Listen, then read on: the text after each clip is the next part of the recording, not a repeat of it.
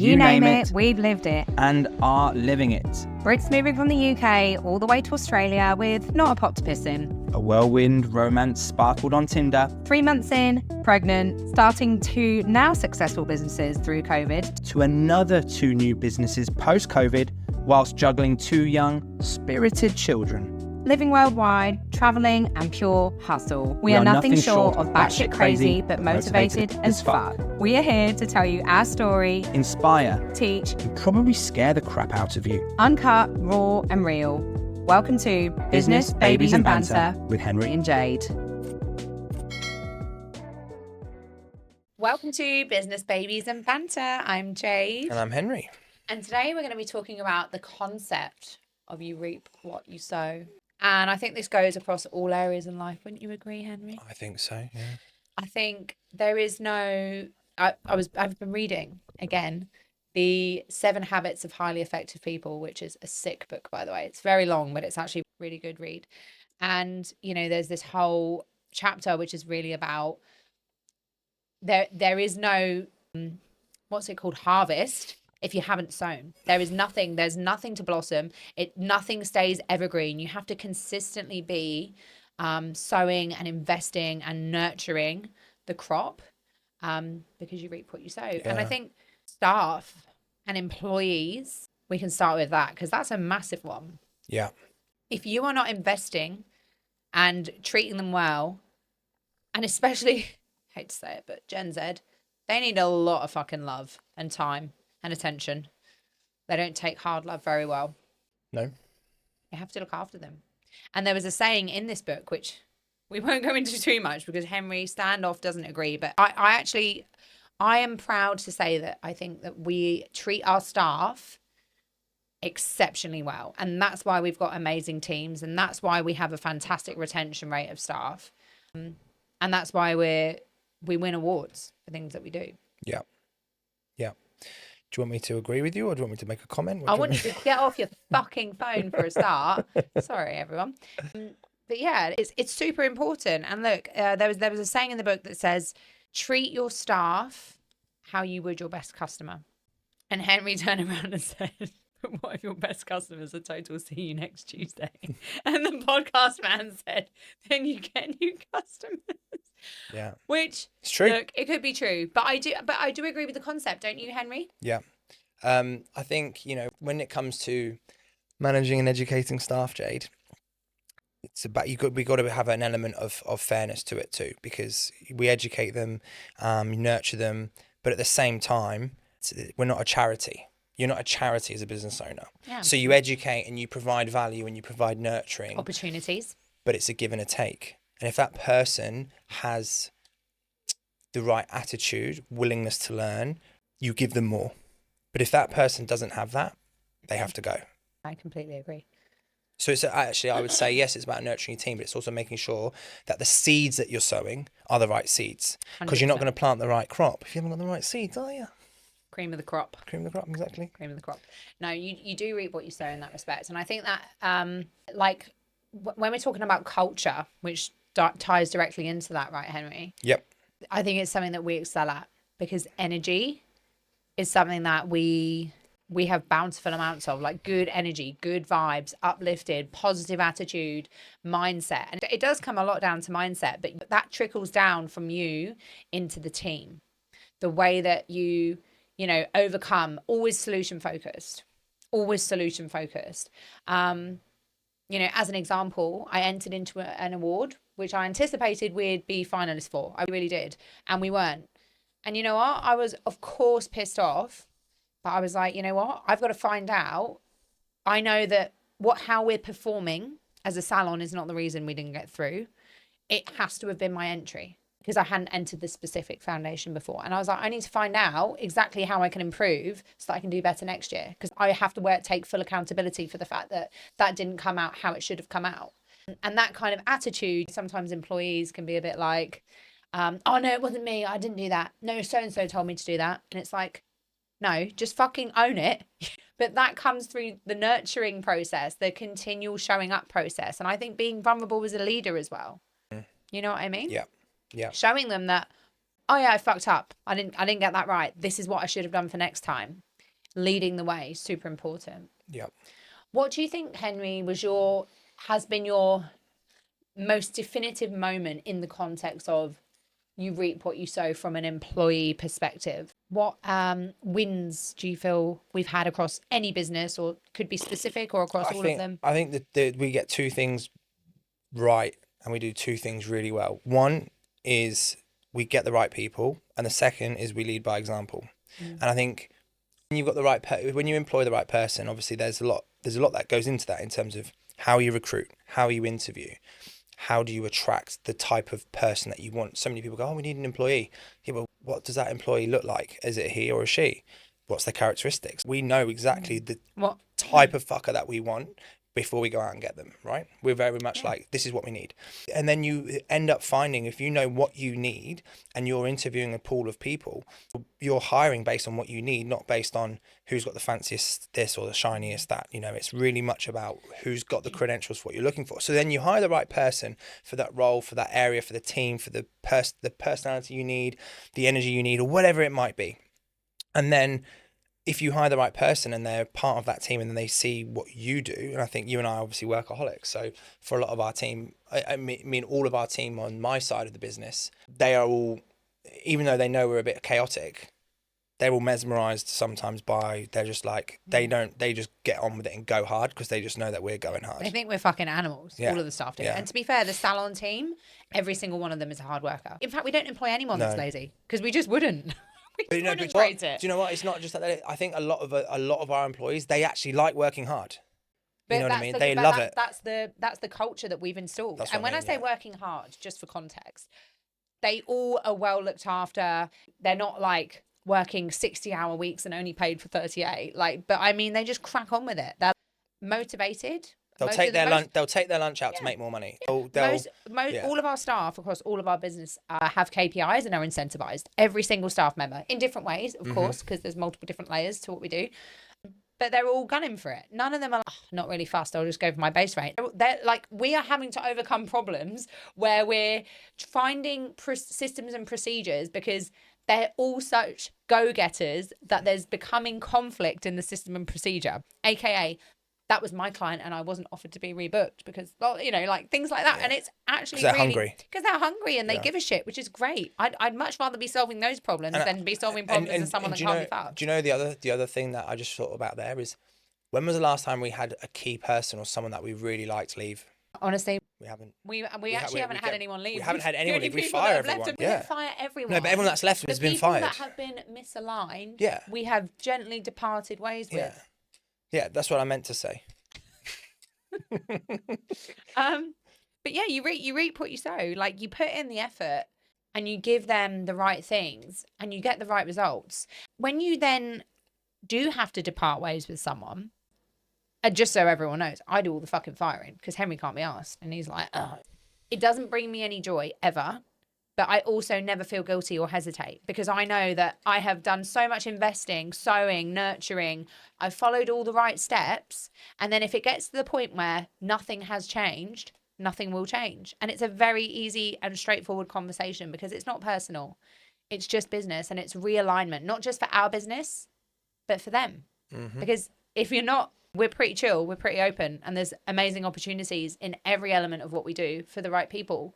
And if there's resistance or conflict and friction, it's because it's not aligned for whatever reason. You know what I mean? Yeah. So why would we hold someone prisoner to that? It's actually my obligation, I feel, as a human, to support that person to be redirected into an area where they're going to fucking thrive, because it's just not with us. Yeah.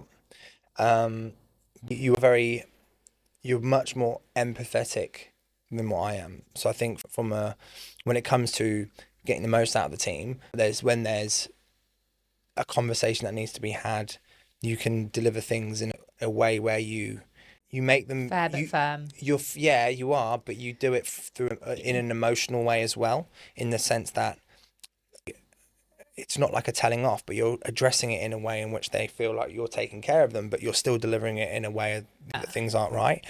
And you're a good communicator in that sense.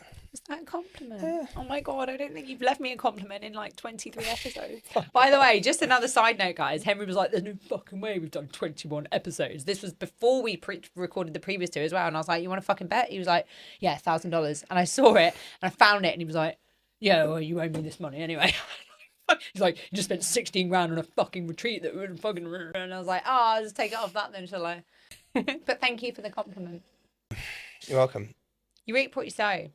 Okay, let's talk about how this translates into personal life, Henry, because I know that I feel like people don't actually know much about our personal life because all they probably see is what we do with work. And like, it's not something that we necessarily talk about or do loads of, but you know, you reap what you sow as a theme applies to all areas of your life, right?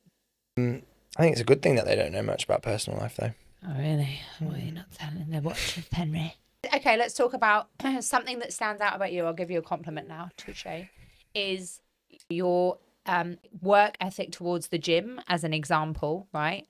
I know that you push and train harder probably than, well, 100% more than most people. I watch you train. We've been together 7 years. Like, that you put in that effort and energy into your health and wellness, and the results you reap because you are stronger, more efficient, you have stamina, and that stamina that you create on a physical level translates into mental level as well, because guess what, if you've got physical stamina from pushing your body and growing your muscles, then you're going to have mental stamina for challenging times, and when you have to push yourself harder, when you have to excel yourself, when you're in challenging situations, it all ties into you get out what you put in, and it benefits you across a multitude of things. Yeah. Right. Same with, you know, what we put into our kids. You know, you're an exceptional dad. Yeah, reaping what you sow with the kids is a big thing because obviously, you know, we are giving their brain and turning them into the people that they're gonna become. But I think also it's the routine and the environment that you create will then end up affecting the results that you have. One of the things that I said to the team the other day was like you got to do the dirty work to get the pretty results, right? So the shit stuff that no one likes doing, endless cold calls if it's sales, endless outreach if you're trying to do something, endless hours behind the scenes to get things in motion for the new software we're building and the new app we're building, right? It's hours and hours and hours of shit testing, dealing with fucking developers, right? And it is hours of dirty work, and then you're going to get a pretty result. But you don't get pretty results without doing dirty work. And it's in all areas of life, whether it's fitness, health, children. And guess what the dirty work is with children? It's wiping asses. It's, you know, trying to teach them how to read and write, which is really fucking hard and frustrating. There was shit all over our floor this morning, wasn't there? There was shit on the floor. And on I got my duvet back because that was hectic, that one. Jade put Jude on our bed, and he basically... I think you dumped him on me for me to smell it and change, and then he sat down, he wiggled around, and it all came out. Anyway. Yeah. So yeah, dirty work gets the pretty results. Reap what you sow. You're 100% right. And I think the big thing that you and I don't necessarily do as much of, sorry to interrupt you, is investing in ourselves. In that sense, like, yeah, you read a book at night, but we haven't done an invest or dirty work in ourselves since Cohen Ray, which was 3 or 4 years ago. Was it 2024 or was it 23? Yours was sooner than mine. I think mine was 24. It was before I got pregnant. It's April 2024. But the thing is, one of the James, what's his name? James something. He owns Rossi's Ice Cream. He says, always invest in yourself over investing in your business. Because if you invest in yourself, you'll attract better employees and better people want to work with you. So the better you are, the more intelligent you are, the more switched on you are, the more you know, the better quality of people you will attract, not just in your work as employees, but just in life in general. So he says, always prioritize investing in yourself over investing in your business. And at the moment, we are investing more in the business. But we just invest in the business. But we're also, that's what we have to do at the moment. But there's needs to be a little fine balance because you reap what you sow in yourself as well. And that's just that's our area of lack at the moment. You are 100% right. And I think, again, it's not an excuse, but I am trying, I'm just coming out of the season of the newborn, having a totally young baby, not sleeping all night, right? And that was the season that we had to go through. And I remember, when I'm thinking about work and Bali, and I was feeling like my cup was super empty in many ways. And then when I really thought about it and reflected on it, I was like, it's just not my fucking season. I was like, I don't do anything. I'm at home all the time. I'm not sleeping. I'm exhausted. I'm not feeling good. And it's just because I had a fucking new baby. And that's just your season. You're not supposed to be thriving. You're not supposed to be feeling super energetic and motivated and killing it in all aspects. Most people have maternity leave for 9 months. Yeah. And I went back to work after fucking 2 days. And I think I thought about it and I was like, yeah, this is fine. And, now I'm coming out of that season as a woman, but even for yourself, now we're moving into a different season where we can invest more. And I think we should, 100%. I fucking love a good conference, me. I get well excited. Oi, Tony Robbins. I have to do something Robbins? on my phone. I'm really sorry. Oh dear, guys. This is where he's not reaping what he sows when he can't pay attention. I get the emergency line because it's 3 o'clock here, it's 6 o'clock in Australia. So but we'll have to edit this out. Why? That's all right. I'll keep talking. Yeah, I'd love to go to a Tony Robbins event. That's the one that we need to do next. Is he still doing them? Yeah, he's got a 3-day online one. But I actually want to go to. I want to go to. I want to go to the one where. Doing an online one, mate. May as well just fucking watch a recording. All right, can. When is the next one?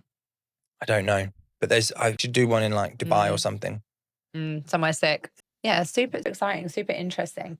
I feel like an area where we really seen the harvest and been able to build success from the sowing and the planting and the seeding, to be honest, has been more than anything the businesses. I agree with you. I think personal, not so much, but I think everything that we put in was so extensive and so authentic and excessive to some degree.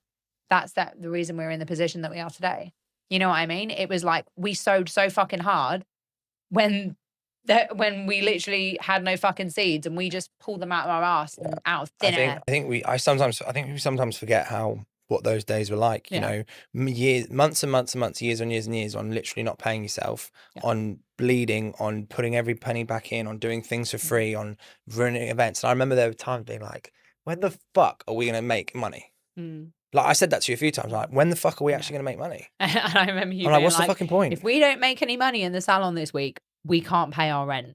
I'm starting to do Uber. And I was like, okay, you finish work, come home, leave me with the fucking 2 kids and go and do Uber. And that was what was required. But that is the sowing. That is, if you want to create a real business from the ground up, right? You can go into a franchise, way less benefits in the long term, way less risk in the beginning, way less investment, all the things.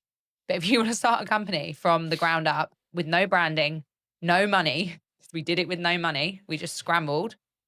And kind of no structure, just fucking going for it with a dream and a hope in your heart, then that's what's required. I think everyone's different, and some people, it's easy to look at what other people are doing and be like, oh, it looks like they've got it easy. Some people, they'll start a business and they'll see success straight away, or they'll have a platform, or they've got an investment. The journey's different, right? But at some point they will have struggle, and you either have your struggle when you start, which is what we did. We haven't insane fucking struggle. Or you might have struggle when you're losing hundreds of millions and your businesses are going to go bankrupt and you've got a struggle there. At some point there will be struggle. And if you do it at the start, you weather yourself, you're accustomed to what struggle feels like. It's just a different journey. So there's people out there who maybe don't have the same difficulty in starting their business or starting their entrepreneurial career. But then I can guarantee you at some point, it's inevitable. They will experience severe struggle and hardship, or, their shit will hit the fan. Yeah, 100%. It just depends on when it's going to be. 100%. I prefer it to be at the start. I'd like to think we're over it now. We broke the back of it, but who fucking knows? We definitely have. I don't think we'd ever have to go through anything. I mean, one day we'll talk about what happened with the ATO. That'd be a great fucking podcast. Yeah, maybe in the next month we'll do that one. But yeah, it's definitely been a struggle. But I think like you said, we perform better when we have our back against the wall.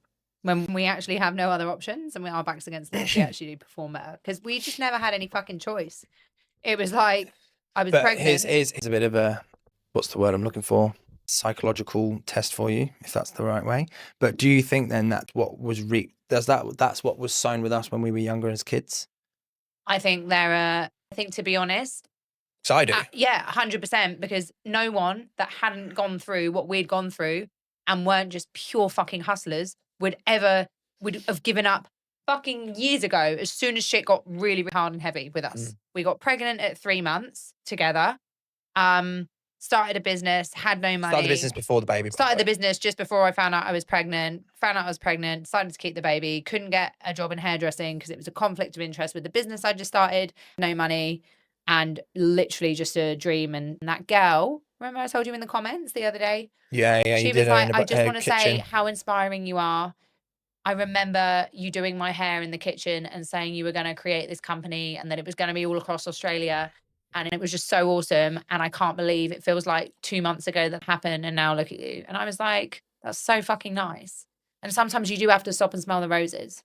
Yeah. Because it's quite unbelievable, really. But most people would not do what we did, Henry. Like, it is like batshit crazy. Even to stay together after being, 3 months in, having a baby, and then building a business from nothing, and you working night shifts just to cover money, gave birth. Henry goes and does night shift. Didn't see, like, it was fucking hectic what we've done. Doing all the free stuff. Me being 9 months pregnant. Some would say that we're stretching ourselves now more than what we were back then. Absolutely not. You don't reckon? No, because we've got comfort in that we have different assets. We own things. We have assets and security to some level. If the shit hit the fan in a big way, we could offset some of our assets. Like, we literally had nothing back then. We've got a whole salon. The fucking every single piece of furniture, that's us. We have different businesses, different layers, different stuff. Like, there's so many different elements that give us security. And back then we literally had nothing. And it was like, well, we either give up. We had nothing to lose back then. I know that, but also it was like, if you don't keep going, then what's the other option? Go back to having a normal life? That was never going to be something that we wanted to do. We weren't destined for it. You'd had enough. I was like, I'm not fucking, I'd done hairdressing for 20 years. I was like, I'm fucking done. I'm fucking working for someone anymore. Yeah. Absolutely. You reap what you sow, guys. What are you reaping and what are you sowing? Yeah. Or what didn't you sow? And look, if you, if you're not sure about the direction that you need to take, Jade's also a life coach, mindset coach, filtering into the business space. Well, I've set up quite. It comes up as a life coach, and then you end up having a business session with Jade. No, actually, it's the opposite. People come to me because they're like, "Oh, you help with new business? That's amazing." Because I've set up a business about fucking 5 different times, and then it all ends up being about mindset. And people anticipate that it's going to be the cogs of like how to set up a website and branding and niche and this and that. And actually, by session 2, they're like, fuck, you were 100% right. This is all my mindset. So interesting. Yeah. But yeah, no, it's something that I'm really passionate about. Total side hustle. Link in bio. Wasn't leading into that, but no, look, I hope you enjoyed this one, guys. And if this inspires you to go that little bit further, stretch that little bit more, dig your fucking heels in, because you literally have one shot at this life. And I think that you'll never regret following your heart and giving it a go and knowing that you reached your full potential versus taking the easy option and being like, yeah, you know what? Oh, because you get to 80, all you'll be wishing is that you fucking pushed yourself and did all the things that you thought were possible or could have been possible for you. Dirty work gets the pretty results. Do the dirty work. Bye. See you guys. Thanks for listening. And hopefully laughing. Be sure to leave us a review. And if you're into the madness, Check out the links below to follow our day-to-day journey. stay tuned for the next episode.